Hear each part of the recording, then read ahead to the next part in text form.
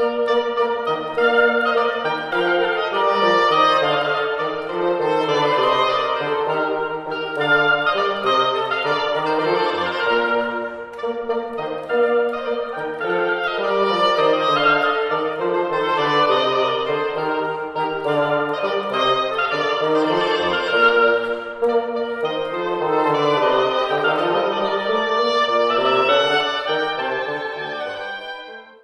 y a plusieurs façons de comprendre le temps de carême que nous sommes en train de vivre, frères et sœurs. Plusieurs images qui peuvent être adaptées pour essayer de mieux nous faire comprendre la raison pour laquelle, pendant 40 jours, on essaye de se préparer au temps de Pâques. Une des premières images que j'utilise assez souvent pour ma part, c'est celle du tri. En fait, le temps de carême, c'est un temps où on a l'occasion de faire un peu de tri dans sa vie, remettre des choses à leur place, parce que avant notre rencontre avec Jésus, et puis même après, en fait, la vie a accumulé des couches et des couches d'images que nous pourrions avoir de Dieu, de blessures, d'habitudes qui ne sont pas ce qui nous permet de pouvoir être en vraie relation avec le Seigneur. Alors, pendant ce temps de carême, eh bien, on les enlève, ces couches, on range, on remet la louange à sa place pour remercier le Seigneur de tout ce qu'il nous donne, on se repent de choses qu'on a pu faire dans notre vie, de fausses images, on délivre à Dieu toute notre souffrance, on dépose devant lui les blessures les plus anciennes qu'on peut retrouver pour lui demander de les guérir. On se met plus particulièrement à l'écoute de ce que le Seigneur veut nous dire, et au fur et à mesure que ce travail de tri se fait, eh bien on découvre que de manière fondamentale, avant que quoi que ce soit d'autre ait pu être posé sur notre vie, eh bien on découvre le socle de l'amour du Seigneur. Et ça, c'est une belle occasion, je crois, que le carême nous donne de pouvoir nous préparer à Pâques. Une autre image que l'on peut souvent utiliser, c'est celle du chemin. Le carême, c'est un chemin qui nous fait avancer jusqu'à l'annonce merveilleuse de la résurrection de Jésus. C'est cette image que l'apôtre Paul prend, en l'occurrence, dans notre passage de la première lettre aux Corinthiens que nous lisons aujourd'hui. Ce chemin, il l'emprunte en fait à un chemin plus ancien que celui de Jésus-Christ, c'est celui des Hébreux à travers le désert, le chemin de l'Exode. Il utilise cette image en disant que, eh bien, on peut l'appliquer pour nous-mêmes en tant que chrétiens. Je dirais, c'est un peu curieux parce que, après tout, nous sommes chrétiens, les Hébreux étaient juifs, que ça serve à la vie spirituelle de nos frères juifs et qu'ils puissent s'identifier complètement eux-mêmes, ça on peut le comprendre. Mais de la part de Paul, qui lui-même était juif, s'adressant aux Corinthiens qui pour la majorité d'entre eux étaient des païens, on a du mal à voir un petit peu le lien. Eh bien, il me semble que Paul nous le dit bien, il nous dit, par 2 fois dans le passage que nous avons entendu, c'était pour nous servir d'exemple, en quelque sorte. Ces paroles, ces gestes, ces attitudes, tout ce qui s'est passé, les événements de l'Exode, tout ce qu'on peut lire dans, disons, 3 livres et demi du Pentateuque, à partir de la moitié de l'Exode jusqu'à la fin du Deutéronome, eh bien tout ça, ça peut vraiment venir nous servir, nous, d'exemple dans notre vie de foi en général et dans le chemin de carême en particulier. Il le dit aussi parce qu'il nous donne là une clé de lecture qui me paraît très intéressante. Lorsqu'il compare en réalité Jésus avec le rocher qui accompagnait les Hébreux, il nous dit ce rocher c'était le Christ. Voilà une clé qui me paraît très très intéressante pour nous en tant que chrétiens et qui nous aide à porter un regard sur le Premier Testament qui puisse être de nature à nous enrichir nous aussi dans notre vie spirituelle. Il ne faut pas se contenter de lire le Nouveau Testament en nous disant ça nous concerne et en disant ouais, l'Ancien Testament c'est pas pour nous, c'est trop vieux, ça n'est pas la bonne image de Dieu. Eh bien Paul nous dit là, si vous pouvez discerner le Christ dans tous ces épisodes. En l'occurrence ici, le rocher qui suivait le peuple, d'où a jailli de l'eau pour que le peuple puisse étancher sa soif, eh bien ce rocher, c'était le Christ. C'est une clé, je trouve, très très précieuse. Elle veut dire en fait que nous pouvons lire tout le Premier Testament en découvrant le Christ à travers ce que nous lisons, en mettant en fait les lunettes de Jésus-Christ pour pouvoir lire ce texte et tout recevoir à la lumière de ce que Jésus est venu nous dire. Et puis aussi, nous pouvons lire ce texte en y cherchant le Christ, en cherchant à l'intérieur tout ce qui désigne déjà l'accomplissement des promesses de Dieu qui auront été réalisées en Jésus.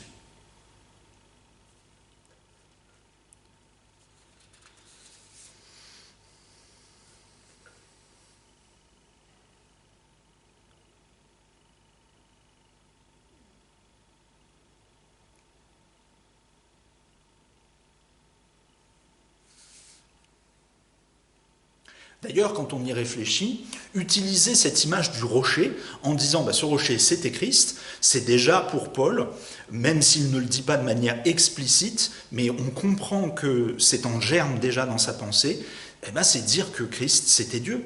Parce que pour un juif comme lui, il n'y a aucune équivoque dans le témoignage du Premier Testament, le rocher du croyant, c'est le Seigneur, c'est Dieu. Et bien dire que ce rocher c'est Christ, ça veut donc dire que Christ, c'est Dieu. De là, nous, en tant que chrétiens, nous pouvons trouver toute une cohérence dans l'ensemble du texte de la Bible, depuis le premier verset du premier chapitre de la Genèse jusqu'à la fin de l'Apocalypse, par le principe que toutes ces écritures ont été inspirées par l'Esprit de Dieu, c'est-à-dire aussi l'Esprit de Jésus. Alors, reprenons peut-être, si vous le voulez bien, ce cheminement que Paul engage avec les Corinthiens en leur donnant les exemples des Hébreux à travers le désert, en essayant de comprendre ce que cela peut avoir comme impact pour notre vie spirituelle, essayer de mieux comprendre ce que ça veut dire pour nous encore aujourd'hui, ces exemples-là. Et je vous proposerai de le faire en voyant aussi des résonances que tous ces épisodes que Paul a choisis ont eu dans le ministère lui-même de Jésus, notamment à travers ce que Jean, dans son évangile, a reçu de ses paroles et des différents événements dont il a pu être lui-même le témoin et qu'il a retranscrit dans son évangile. Paul commence en nous disant que l'Exode, ça a commencé par une image du baptême, en quelque sorte. La traversée de la mer Rouge, lorsque les Hébreux sont sortis d'Égypte, guidés par Moïse, lui-même guidé par Dieu, c'était une figure de baptême, une figure de mort et de renaissance, en quelque sorte.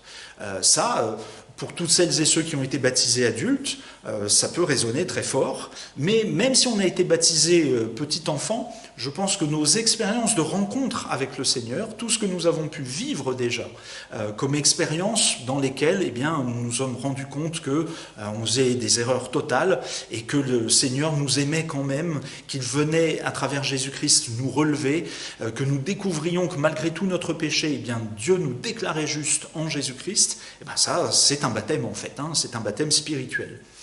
Quelque part, c'est une nouvelle naissance. Et Jésus n'a pas dit autre chose à Nicodème. Il vous faut naître de nouveau. Je crois que c'était exactement ça aussi que Jésus avait en tête lorsqu'il a évoqué ça avec Nicodème. Et je pense que Paul a déjà cette image-là quand il nous parle de ce baptême. Nous aussi, le temps de carême, ça peut être pour nous une occasion de revenir sur ces moments déterminants. Les relire, c'est toujours profitable sur le plan spirituel. Qu'est-ce qui s'est passé quand j'ai eu le sentiment de rencontrer Christ ? Quels ont été mes sentiments, mes émotions ? Dans quelle situation j'étais avant ? Dans quelle situation j'étais après ? Qu'est-ce que ça a produit en moi ? Et d'y repenser, ça peut peut-être m'aider à me réorienter justement dans la direction que le Seigneur voulait que ma vie prenne au moment où je l'ai rencontré. Ensuite, Paul nous dit que les Hébreux ont tous mangé la même nourriture spirituelle. Évidemment, là, il fait référence à la manne.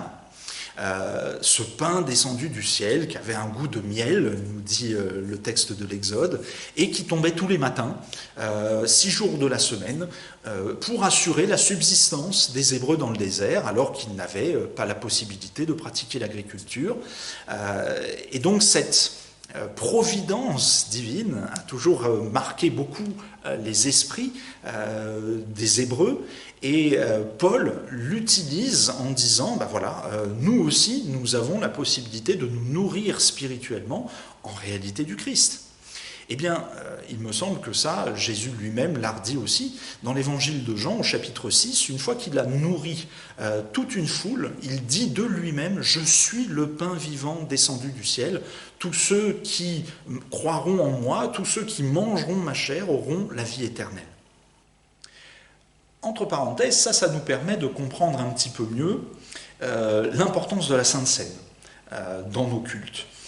Vous savez sans doute que dans la communauté de Brest, nous partageons le repas du Seigneur tous les dimanches. Je crois que c'est vraiment un élément très important.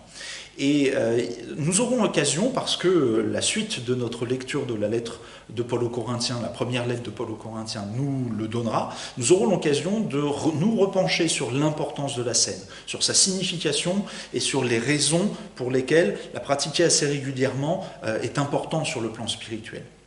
Ensuite, Paul nous dit aussi que dans le désert, les enfants d'Israël ont tous bu la même boisson spirituelle. En effet, ils buvaient un rocher spirituel qui les accompagnait, et ce rocher était Christ.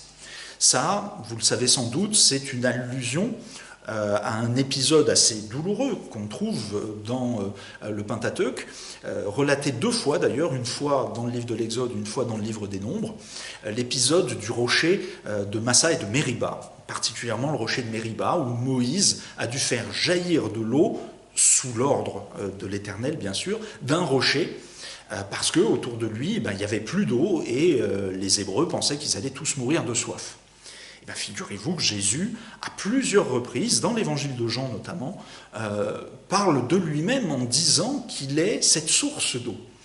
Il le dit à la femme samaritaine dans le chapitre 4, quand il dit « Celui qui boira de l'eau que je lui donnerai n'aura plus jamais soif, et l'eau que je lui donnerai deviendra en lui une source d'eau qui jaillira jusque dans la vie éternelle. » Un peu plus tard, à la foule qui l'a nourri, justement, il dit encore « Celui qui vient à moi n'aura jamais faim, et celui qui croit en moi n'aura jamais soif. » Et enfin, encore à la foule, mais cette fois-ci à Jérusalem, à l'occasion de la fête des Tentes, dans le chapitre 7 de l'évangile de Jean, on lit cette phrase que Jésus prononce « Si quelqu'un a soif, qu'il vienne à moi et qu'il boive. Celui qui croit en moi, des fleuves d'eau vive couleront de lui, comme l'a dit l'Écriture. » Il dit cela à propos de l'Esprit qui devait recevoir ceux qui croiraient en lui.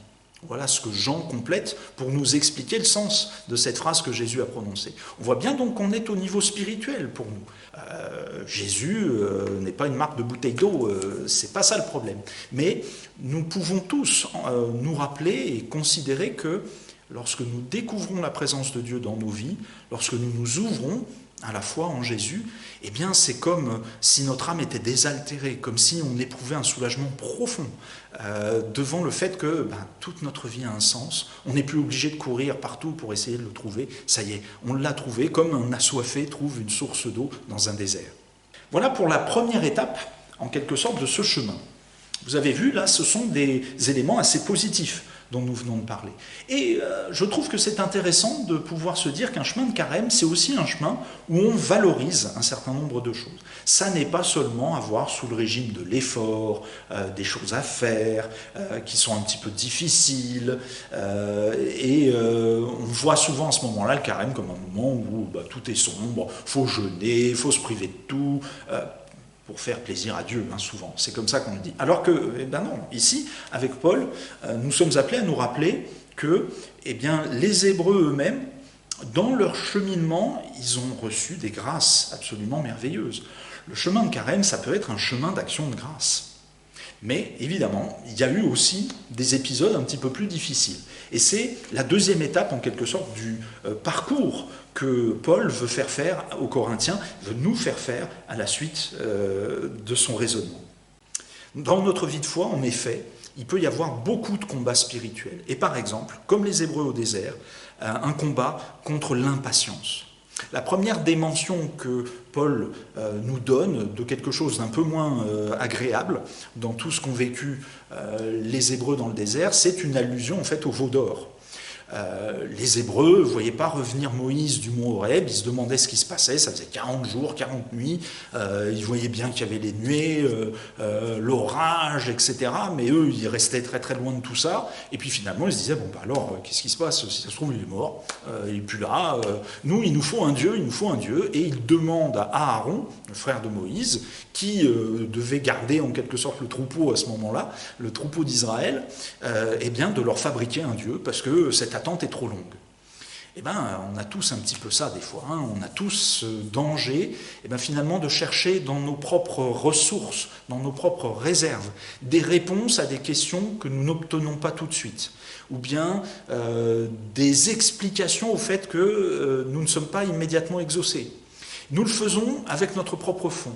Nous oublions assez souvent d'aller chercher dans la Bible pourquoi ça se passe comme ça, qu'est-ce qui peut expliquer les raisons de ces problèmes que je rencontre. Je parle de mon propre fond parce que eh bien, les Hébreux, à ce moment-là, eux, ils ont cherché dans leurs propres bijoux, leurs propres ressources, les anneaux d'or qu'ils pouvaient avoir pour les fondre et se faire un veau d'or à ce moment-là. Je crois qu'on a donc ici quelque chose qui est assez important, qui peut résonner dans nos vies. Je me sens appelé en fait à revenir toujours à l'étude de la Bible lorsque eh bien, je rencontre des situations un petit peu difficiles. Je préfère finalement la prière, la lecture de la Bible, la fréquentation de la communauté, que d'essayer d'aller trouver un peu ailleurs des solutions à mes problèmes. D'autant que, eh bien, si je pose ma foi en Jésus-Christ, je devrais normalement pouvoir chercher et trouver, peut-être pas magiquement, mais avoir une confiance dans le fait qu'en Jésus, je vais trouver des solutions. Lui-même le dit aux pharisiens qui discutent avec lui, c'est au chapitre 5 de l'évangile de Jean, il leur dit « Vous étudiez les Écritures parce que vous pensez avoir par elles la vie éternelle. Ce sont elles qui rendent témoignage à mon sujet, et vous ne voulez pas venir à moi pour avoir la vie. » Bien, nous profitons de ce temps de carême pour nous redire que si nous voulons bien nous tourner vers Jésus pour avoir la vie. Nous sommes aussi tentés parfois par l'infidélité envers le Seigneur.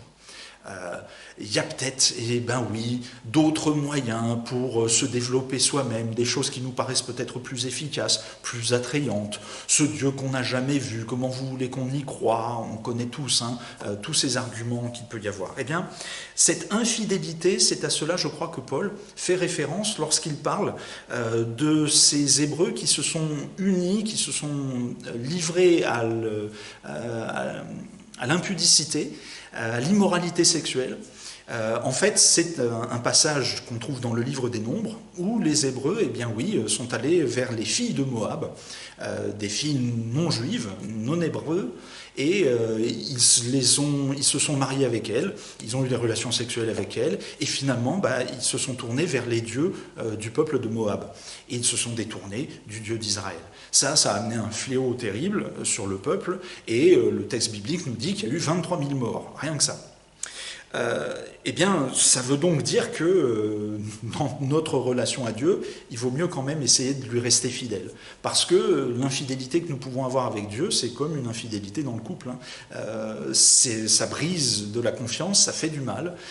Il nous faut absolument essayer de demeurer dans cette fidélité.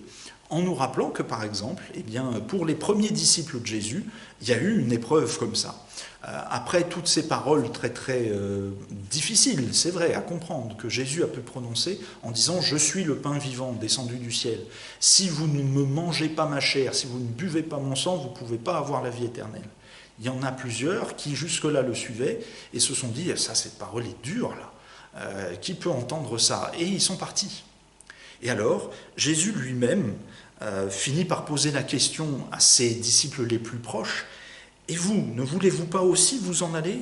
Simon-Pierre lui répondit « Seigneur, à qui irions-nous? Tu as les paroles de la vie éternelle. » Je pense qu'alors, lorsque nous traversons des tentations comme ça, de se dire est-ce qu'il n'y aurait pas autre chose que Dieu à aller voir, rappelons-nous ce constat que Pierre fait, cette confession qu'il fait lui-même. Tu as les paroles de la vie éternelle, on ne peut pas aller voir ailleurs.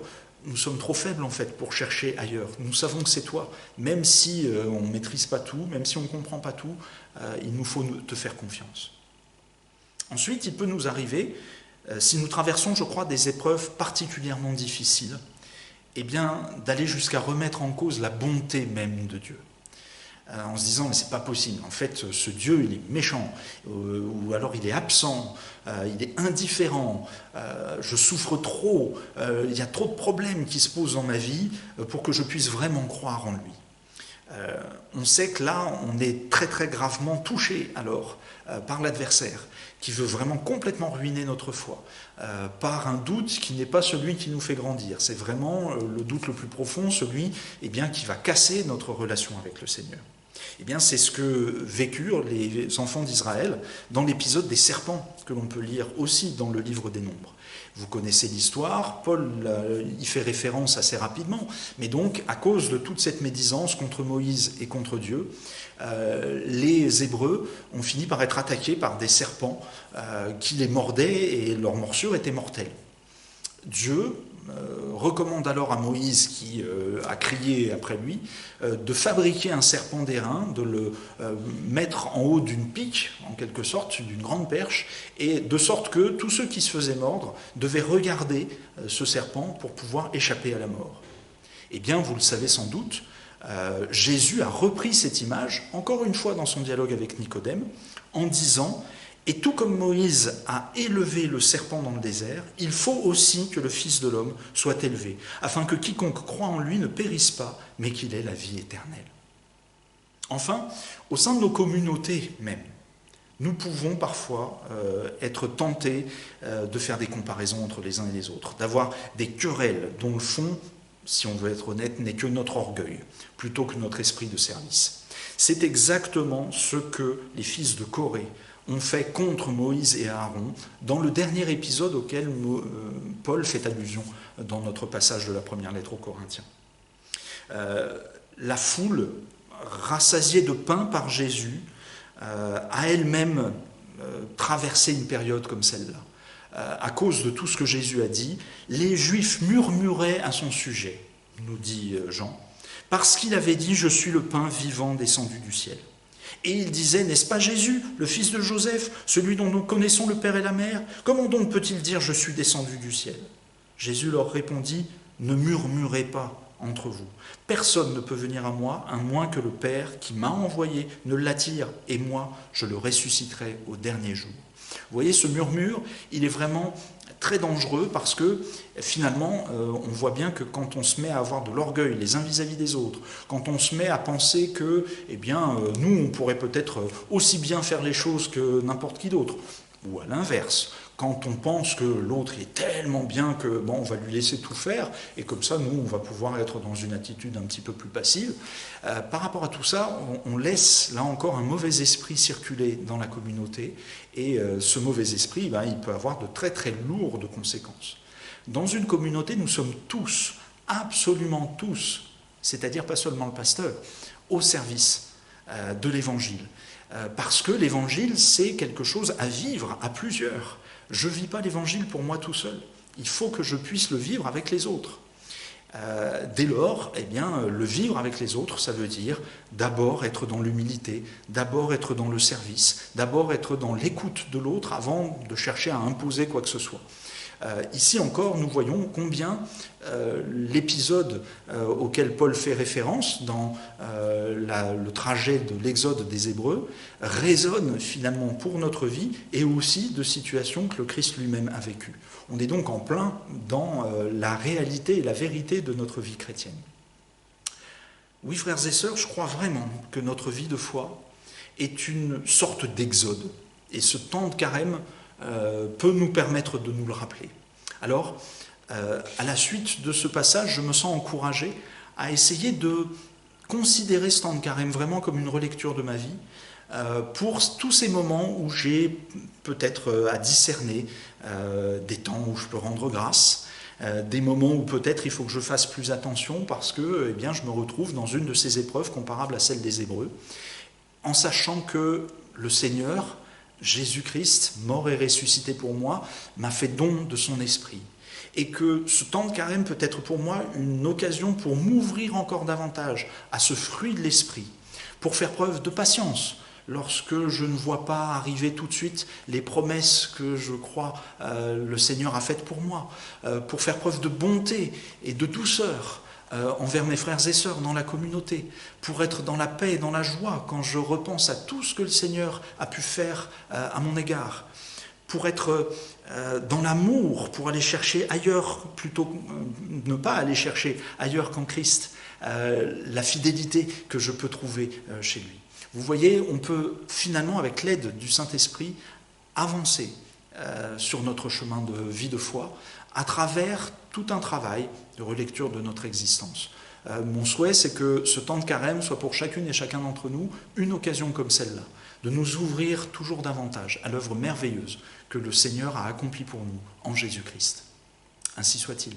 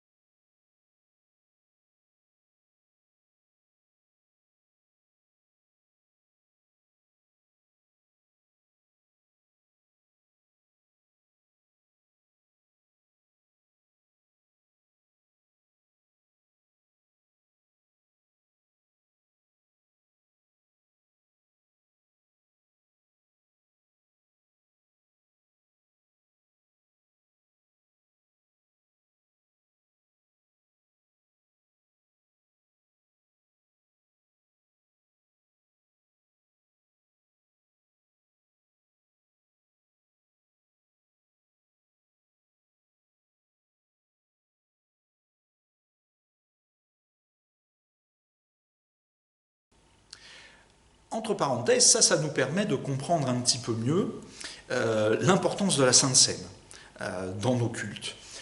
Vous savez sans doute que dans la communauté de Brest, nous partageons le repas du Seigneur tous les dimanches. Je crois que c'est vraiment un élément très important.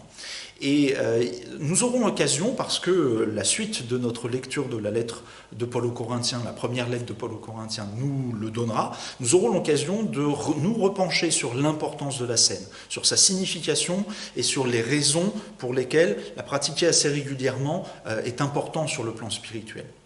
Ensuite, Paul nous dit aussi que dans le désert, les enfants d'Israël ont tous bu la même boisson spirituelle. En effet, ils buvaient un rocher spirituel qui les accompagnait, et ce rocher était Christ.